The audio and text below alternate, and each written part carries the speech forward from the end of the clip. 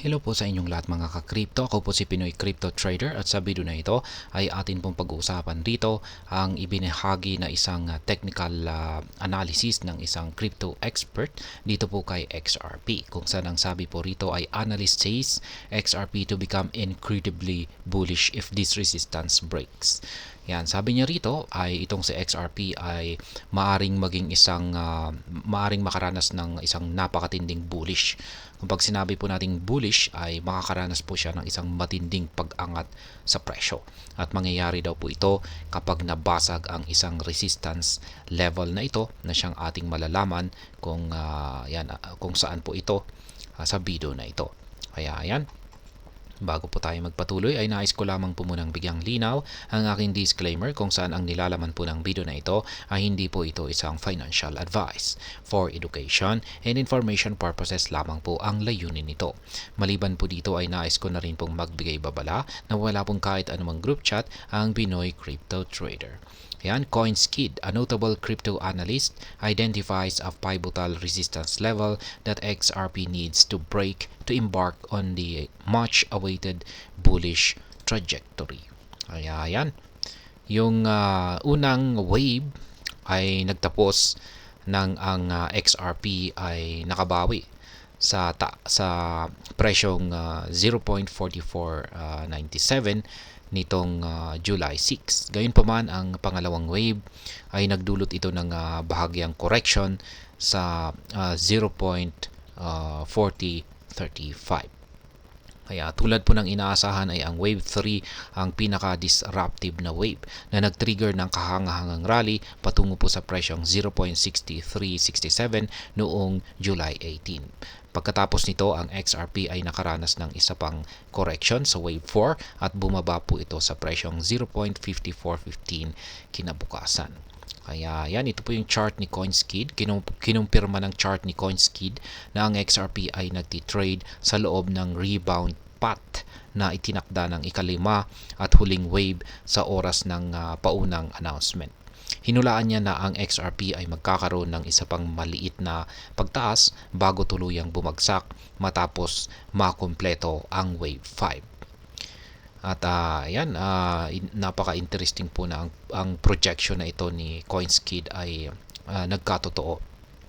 Pagkatapos ng pagsusuri, ang XRP ay tumaas pa sa 0.6561 noong July 6. Gayunpaman, ang resistance level na ito ay nagresulta sa isang pullback na nagdulot ng pagbagsak sa presyo nito sa 0.4312 noong August 5. Ang retracement ng XRP ay kasabay din ng isang malaking correction sa mas malawak na crypto market.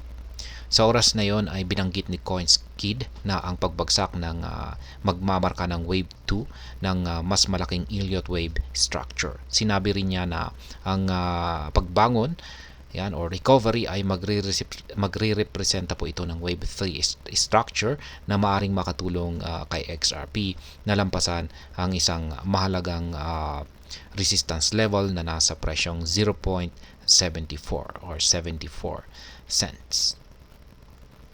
Kaya ayan, ayon po sa pinakabagong update ni CoinSkid ay natapos na ang ikalawang wave at ngayon ay nasa yung kanyang landas ay ayan, patungo po siya sa wave 3.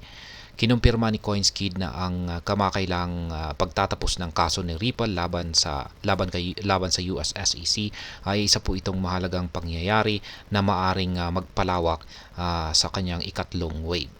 Binanggit niya na bumili siya ng mas maraming tokens sa mas mababang presyo noong bumagsak ang XRP. Kung saan ay inaasahan ang breakout.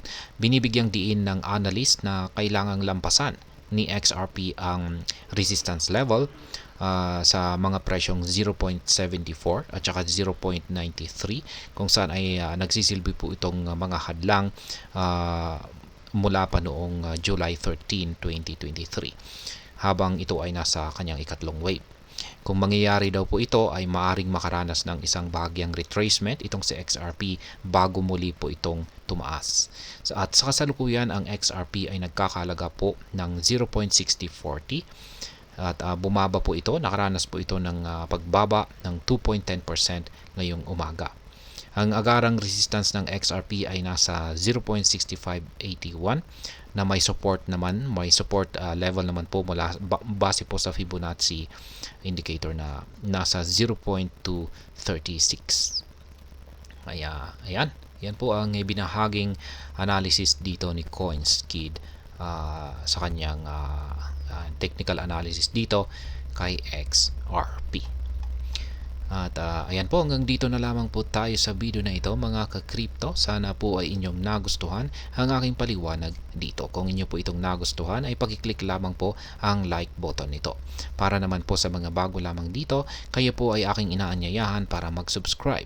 Pakiclick na rin po ang bell icon nito dahil ito po ang siya magsisilbing notification nito sa mga bago kong videos na akin pong ina-upload sa aking YouTube channel na ito. Marami pong salamat sa panonood. Ingat po tayo lagi at God bless po sa ating lahat.